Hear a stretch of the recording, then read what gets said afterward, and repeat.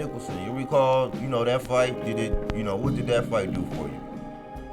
Yeah, Andre won that fight. He was clearly the stronger fighter, and even though he did not get the knockout that he was looking for, he clearly controlled that fight, and he was never in trouble the whole time. He just couldn't put his opponent away. But to me, that was definitely his fight. I know a lot of times we all are bloodthirsty. We want to see the knockout. And unfortunately, you're not going to knock everybody out. But Andre, he won that fight. It's no doubt in my mind. He clearly won that fight. What do you think about him at 168? That was his first time at 168. So that was his acclamation to 168. Where do you think he stands with that victory over DeMond now? Well, I think that victory doesn't hurt him. It would have been good for him to get a knockout, but some fighters are able to survive and weather the storm, and that's what we saw in that particular fight. Now, when you get a fighter that has a knockout type record and he goes for the knockout, you would see a fight with him and Andre going to the best warrior will win the fight, because both fighters have an ulterior motive to take out the other fighter. So therefore, when you get two fighters that's trying to take each other out, you will see a different fight. For example, the fight we saw with Boots. This guy wasn't trying to take Boots out. He was trying to score points. He was trying to impress the judges. But because he was not willing to risk it all, you wasn't going to see that explosive type fight. You're going to see a fight where one fighter is going to move, he's going to punch, he's going to try to win close rounds, but he did not try to put an all-out assault. And because of that, he lost the fight because he could not win close rounds. The close rounds were obviously being given to Boots because he was the one, like you said, that was initiating and dictating the pace of the fight. Yep. And because he wasn't hurting Boots, he wasn't going to win these rounds. I mean, he was going to survive the fight, and he was going to make him go 12 rounds, but he was not going to win this fight. Right. So that was another classic example of a fighter who's not dictating the action, not getting the credit for winning close rounds. Yeah, now, I keep my ears to the streets, and, I read the tea leaves, and, I get I'm hearing a lot of sensitivity out of the Boots camp now. People are saying, some fans are saying, now you got the people that, wholeheartedly just love EJ, people that just wholeheartedly just love Bud, and, some people that don't want to see them fight, but some of the fans are actually saying, hey, man, they're raising the question as to whether or not he's ready for the big boys. I'm not raising the question as to whether or not he's ready. What I raised the question is, are there things that he could work on? And I said, yeah, because it was at least 3 times where I saw Boots swing and spin himself all the way around where he was vulnerable. And I also seen this guy, I was calling it out in real time, where that guy, Karan, was actually landing lead lefts.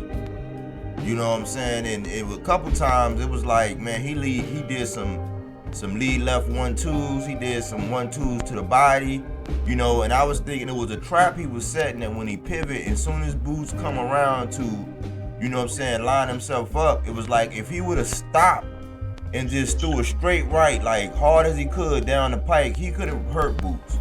I saw these things in real time, and I said, man, you know what? Yes, this guy didn't want to get put on a highlight reel. That was one thing.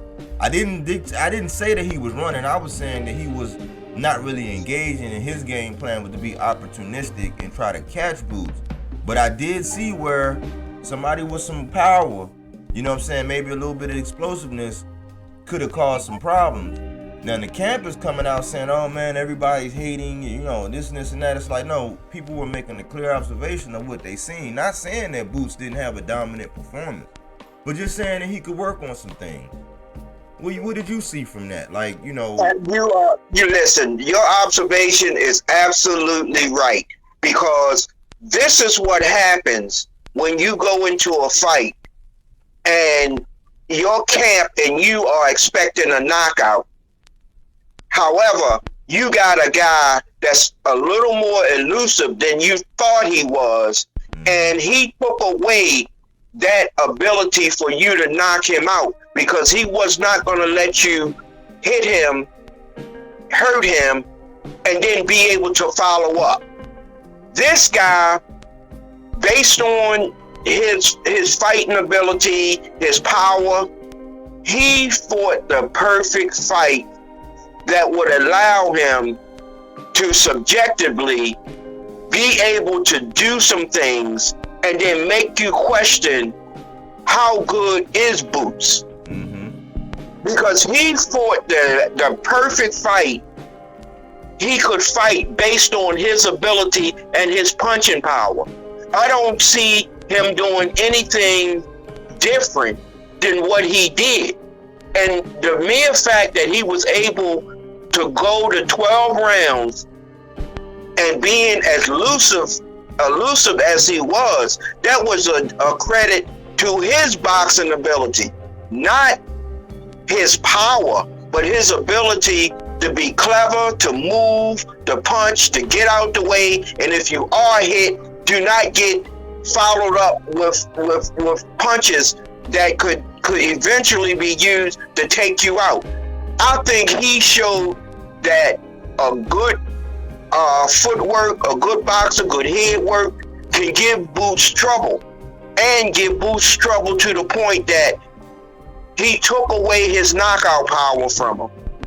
He definitely took that away, and because he finished that fight on his feet, is Boots this devastating knockout artist that we thought he was?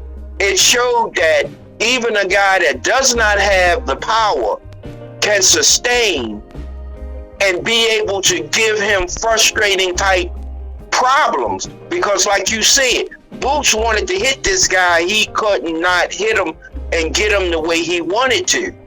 And as far as I'm concerned, this guy was never totally in trouble, because he was able to manifest himself that if he did get hit, that his survival mode and his ability would carry him from one round to the next round to the next round without being in trouble. Yeah, this is what I saw. I said, you're right. This is what I saw. I saw the guy, you know, later on, I think it was a point in time when Boots was like, man, I'm about to really get this guy. I saw him get on his bike, like later on, like I think it was like the 10th and 11th. He probably got on his bike a little bit more than what he was, because I didn't deem it as running. I think we got to get away from that, because they was pulling that, you know, they was all jumping on T.O. when he couldn't get the deal done against Sandor Martin, and he got that ugly dub, and the ref didn't count that knockdown. But they was saying, him and his team was saying, oh man, they got to stop running, they didn't want to engage. But he was using his footwork to his advantage. That's what Jaron was doing. He was using his footwork to his advantage. Now, part of this is what I call the social medialism. And that is the fact that you came out saying Mike Tyson vibes. That's what Boots said. When you put that energy out there, and this is the only example, this is one of the major examples, like when Devin said, I'm gonna beat Gamboa worse than he's ever been beat, and then that didn't happen. It was like a clinch festival. This one was a pivot festival. It was a pivot. If I get caught, get out of danger. You know what I'm saying? Make him reset his feet. You know what I'm saying? Make him move around. Make him chase you. And his camp was saying that it was like a mouse trying to trap a lion. But what it showed was, at the point in time, I think Boots had figured it out, but he had figured it out in the second half, because what Boots did was he started digging to his body. There was a point in time when he really started saying, you know what, I'm going to get him to stop moving. He started ripping them shots to the body. If Boots would have been a little bit more patient, you know what I'm saying? Not just walk him down, but kind of like make it to where you putting that sustained pressure where you ain't really moving forward, but you stand in front of him and being selective because you're bigger, stronger, and faster than this guy. But if you would invest it to the body in the first half of the fight the way you did in the second half of the fight, maybe you would have got that Mike Tyson moment. But I say that, you know, you got to caution what you put out there in social media and the energy and how, because sometimes you want to under-promise so that you can over-deliver. Because when you over-promise, many times you under-deliver. And that's what it was. It was just a fair criticism. And this is why we got to see these guys against these different guys, because we never know from fight to fight to fight. Now, people all she said, oh man, Ellis ain't ready for Boots and this and this. I'm like, well, he had a bad night. No, neither one of them had the best nights, but I drew more from their strengths than I did their weaknesses. And these were two different opponents. Maybe, you know, with the fact that Boots said they didn't watch film on this guy. You know what I'm saying? I mean, with that's a cardinal sin in my book. I'm obsessed with my enemies. I'm obsessed with my ops. I want to know what they eat for breakfast. I want to know how many times they shit every day. I want to know everything. You know what I'm saying? So that I'm aware, you know, what I'm dealing with. And it's just, you know, I just say that, look, it was a learning lesson. Yeah, Boots, you know, he did, you know, he won pretty much all around. You know what I'm saying? But to say that this guy didn't have any success, to say that fans are wrong for pointing out any of these things, you know, I don't think that that's right. I think that that's going to be a breeding ground to allow these fighters that have a lot of popularity just go through unscathed without the proper criticism so they can get better. That's all it is. That's all it is to me, you know. I want to ask lastly, man,